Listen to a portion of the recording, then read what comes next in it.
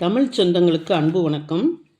2022ஆம் ஆண்டு 44வது ஒலிம்பியாட் போட்டிகள் சென்னையை அடுத்த மாமல்லபுரத்தில் மிகச்சிறப்பாக அரங்கேறியது.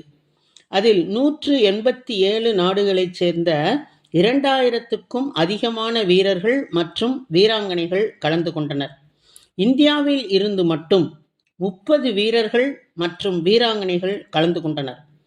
சிறுவர் சிறுமியர் முதல் பெரியவர்கள் வரை பலரும் கலந்து கொண்ட இந்த போட்டியில் மக்களின் கவனத்தை அதிகம் ஈர்த்தவர் ஆந்திராவைச் சேர்ந்த chess grand master Dronavalli Harika என்பவர்தான். தமிழக அரசு, சர்வதேச கூட்டமைப்பு, அகில இந்திய செஸ் கூட்டமைப்பு சார்பில் ரூபாய் 100 கோடி செலவில் செஸ் ஒலிம்பியாட் போட்டிகள் மாமல்லபுரம் 4 பாயிண்ட் ஷெரட்டன் ஹோட்டலில் நடைபெற்றது. இதில் 9 மாத கர்ப்பிணியாக இருந்தும் சிறப்பாக பங்கேற்று வெண்கலப் பதக்கம் இந்தியாவிற்கு பெற்றுத்தந்த சாதனை பெண்மணி துரோணவல்லி ஹரிகா அவர்களின் விடாமுயற்சியையும் தன்னம்பிக்கையும் அறிந்து கொள்ள உங்களை கரம் பிடித்து அழைக்கிறது மௌனத்தின் சப்தங்கள். இந்த போட்டியில் கலந்து கொள்ளும்போது அவருக்கு வயது 31. அந்த வயதில் இவர் 8 மாத கர்ப்பிணியாக இருந்தார். உலக செஸ் ஒலிம்பியாட் போட்டியில் கலந்து கொள்வதற்காக மாமல்லபுரத்திற்கு அவர் வருகை புரிந்தது செஸ் விளையாட்டின் மீது அவர் கொண்டிருக்கும் பற்றையும், எப்படியும் பதக்கம் வென்று இந்தியாவிற்கு பெருமை சேர்க்க வேண்டும் என்ற அவரது கடமை உணர்வையும் நமக்கு வெளிப்படையாக காட்டியது. ஆந்திர மாநிலம் குண்டூரைச் சேர்ந்த ஹரிகா தனது 6 வயது முதலே செஸ் போட்டிகளில் கலந்து கொண்டு பட்டங்களை வென்று வருகிறார். தனது 9வது வயதில் 10 வயதிற்கு உட்பட்ட சிறுமிகள் பங்கேற்ற உலக செஸ் சாம்பியன்ஷிப் தொடரில் வெள்ளிப்பதக்கம் வென்று அனைவரது கவனத்தையும் பெற்றவர் இவர். இதன் தொடர்ச்சியாக தனது 10வது வயதில் தேசிய அளவிலான செஸ் போட்டியில் சாம்பியன் பட்டம் வென்ற இவர் 12 வயதில் ஆசியாவின் இளம் கிராண்ட் மாஸ்டர் என்ற சிறப்பினை பெற்றார். சர்வதேச தரவரிசையில் 11வது இடத்தில் இருந்தார் இவர். ஹரிகாவின் இந்த சாதனையை பாராட்டி 2008ஆம் ஆண்டு அவருக்கு மத்திய அரசின் அர்ஜுனா விருது அளிக்கப்பட்டது.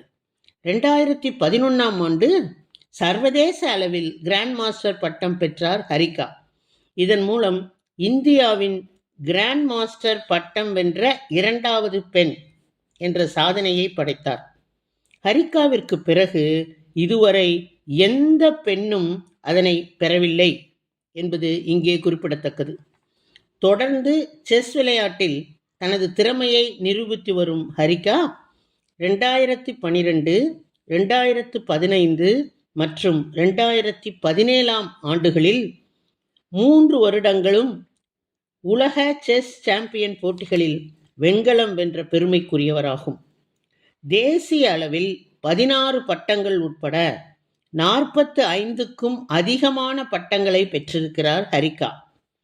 44வது செஸ் ஒலிம்பியாட் போட்டியிலும் வென்றே தீர்வது என்ற லட்சியத்துடன் களம் இறங்கினார் இவர். ஹரிகாவுக்கு இவரது பயிற்சியாளர் அபிஜித் குந்தே மற்றும் அகில இந்திய செஸ் கூட்டமைப்பின் செயலாளர் பாரத் சிங் சௌஹான் உள்ளிட்டோரும் மிகவும் ஆதரவாக இருந்தார்கள். இந்த 44வது ஒலிம்பியாட் போட்டிகளில் கலந்து கொண்டதன் மூலம் 2004ஆம் ஆண்டு முதல் தொடர்ச்சியாக 8 ஒலிம்பியாட் போட்டிகளில் பங்கேற்ற சிங்கப்பெண் என்ற சாதனையையும் இவர் புரிந்திருக்கிறார். இதில் உச்சகட்ட மகிழ்ச்சி என்னவென்றால், மகளிர் பிரிவில் இந்திய ஏ அணிக்காக விளையாடிய இவர் நிறைமாத கர்ப்பிணியாகும்.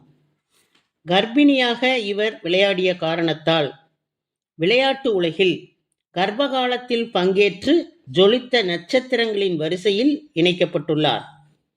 இதற்கு முன் அமெரிக்க டென்னிஸ் நட்சத்திரமான செரீனா வில்லியம்ஸ் 2017ஆம் ஆண்டு ஆஸ்திரேலிய ஓபன் டென்னிஸ் தொடரில் விளையாடிய போது அவர் 8 வார கர்ப்பிணியாக இருந்தார்.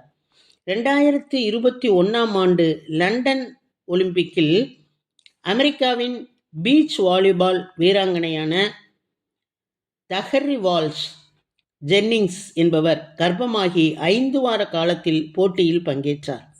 அதேபோன்று வில்வித்தை வீராங்கனையான ஜார்ஜியாவின் கதுனா லோரிக் என்பவர் 1992ஆம் ஆண்டு 4 மாத கர்ப்பிணியாக பார்சிலோனா ஒலிம்பிக் போட்டியில் பங்கேற்றார். இது போன்றோர் வரிசையில் ஹரிகாவும் இடம்பெற்றார். ஆனால் ஹரிகா நிறை மாத கர்ப்பிணியாக போட்டியில் பங்கேற்ற காரணத்தால் இதனை கருத்தில் கொண்டு அவர் தங்கியிருந்த ஹோட்டல் வளாகத்தில் எப்போதும் தயார் நிலையில் மருத்துவ வசதிகள் கொண்ட ஆம்புலன்ஸ் ஒன்றை நிறுத்தி வைக்க நடவடிக்கை எடுத்திருந்தது அகில இந்திய செஸ் சம்மேளனம் என்பது மகிழ்ச்சிக்குரிய செய்தியாகும். இவ்வாறு தாய்மை ஒரு பின்னடைவு அல்ல, அது ஒரு பலம் என்று நிரூபித்ததோடு பலருக்கும் இவர் ஒரு உத்வேகமாக திகழ்கிறார். இவர் இந்த போட்டியில் வென்று வாகை சூடியது அனைவரின் பாராட்டையும் பெற்றது. இந்த வெற்றியின் மூலம் செஸ் ஒலிம்பியாட் போட்டியில் இந்தியாவின் மகளிர் அணி வென்ற முதல் பதக்கம் என்ற பெருமையை பெற்றது. 9 மாத கர்ப்பத்தில் இருந்த அவர் தனக்கு வளைகாப்பு வேண்டாம், பார்ட்டிகள் வேண்டாம், கொண்டாட்டங்கள் வேண்டாம், இவை யாவும் எனக்கு தேவையில்லை என்பதை முன்பே முடிவு செய்திருந்தார். இவை அனைத்தும் தான் ஒலிம்பியாட் பதக்கத்தை முத்தமிட்ட பிறகுதான் என்பதனை தனது குடும்பத்தினரிடமும் இவர் கூறியிருந்தார். இந்திய செஸ் விளையாட்டின் உண்மையான சிங்கப்பெண் இவர் என்பதில் எந்தவித ஐயமும் இல்லை. இவர் தனது பேறு காலத்தில் களமாடி அகில இந்திய செஸ் கூட்டமைப்பு மற்றும் தனது அணியினர் தன் மீது வைத்திருந்த நம்பிக்கையையும் குடும்பத்தினர் கொண்டிருந்த எதிர்பார்ப்பையும் தீர்க்கமாக பூர்த்தி செய்து வெண்கலப் பதக்கத்தை பெற்றார். இது மட்டும் அல்ல, இவர் இந்திய அரசின் அர்ஜுனா விருதினை பெற்றிருக்கிறார். இவரது சாதனைகளை மேலும் சிறப்பிக்கும் விதமாக 2019இல் ஹரிகாவிற்கு பத்மஸ்ரீ விருதும் வழங்கப்பட்டது. இந்த சாதனைக்கான காரணம் உடல் வலிமை மட்டும் அல்ல, தொலைநோக்கு பார்வை, இடைவிடாத முயற்சி, தகவமைத்து கொள்ளும் திறன் ஆகியவற்றின் கலவையாகும். இவ்வளவு வெற்றிகளை பெற்றிருந்தும் வருத்தம் என்னவென்றால் இவரை பற்றி அதிகமான விமர்சனங்களோ விளம்பரங்களோ சிறப்புரைகளோ பாராட்டுகளோ அதிகம் வெளிவரவில்லை என்பதுதான். ஊக்கு விற்பவனை கூட ஊக்குவித்தால் அவன் தேக்கு விற்பான் என்பது வாலிப கவிஞரின் பொன்மொழி. அதற்கேற்ப இன்னும் ஊக்கம் கொடுத்தால் இவர் மென்மேலும் வெற்றிகளை பெறுவார் என்பது உறுதி.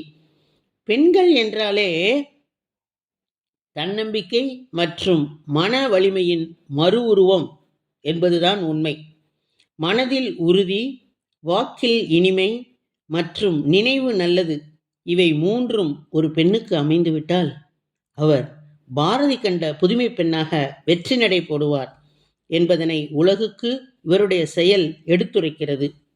இந்த செஸ் வீராங்கனை ஹரிகாவின் சாதனை அனைவராலும் பாராட்டப்பட வேண்டிய ஒன்று என்பதை நாம் ஏற்றுக்கொண்டு இவரை மென்மேலும் உயர்த்துவதற்கு நாம் உதவி செய்ய வேண்டும். எதிரில் நிற்பவன் காலனே ஆனாலும் கலங்காமல் துணிந்து பேசி காரியத்தை சாதித்து கொள்ள சத்தியவான் சாவித்திரி பாடுபட்டதைப் போல இந்தியாவிற்காக வெண்கலப் பதக்கத்தை பெற்ற இவர் எப்பாடுபட்டாவது நிறை மாத கர்ப்பிணியாக இருந்தாலும் விளையாட்டு களத்திலேயே குழந்தையை பெற்றாலும் இந்த பதக்கத்தை நான் பெற்றே தீர்வேன் என்ற ஒரே குறிக்கோளுடன் செயலாற்றினார்.